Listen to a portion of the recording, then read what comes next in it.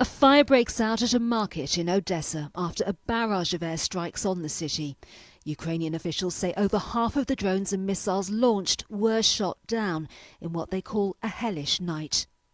The attack damaged homes as well as infrastructure at the city's port. And it wasn't just Odessa. There were strikes across southern Ukraine, including in the city of Mykolaiv. I saw a red flash in the window and reacted immediately. The moment I fell on the floor behind the bed, all the windows were blown out. I went downstairs, it was noisy and filled with smoke outside. People were in panic, some were crying, glass shards were scattered all around.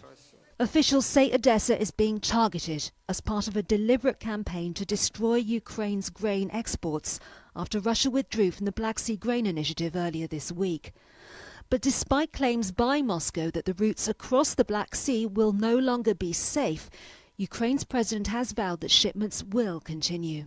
We want our partners, the United Nations and Turkey, not to be afraid of doing everything possible, so that even without the Russian Federation we can use the Black Sea corridor. We're not afraid. Ship companies have approached us and said that they're ready to continue delivering grains if Ukraine lets the ships leave the ports and Turkey lets them go through the Bosphorus Straits. Meanwhile, in Russian-controlled Crimea, over 2,000 people were evacuated when a fire broke out at a military training base.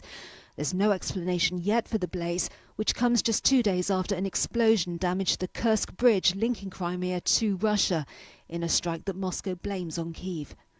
But despite the ongoing violence, Ukraine's backers say its counter-offensive against Russia is now at a turning point.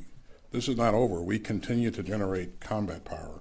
Training and equipping 3 brigades in Germany right now, and there's other training ongoing around the region. Our work continues, and we're going to do everything we can to make sure that Ukrainians can be successful.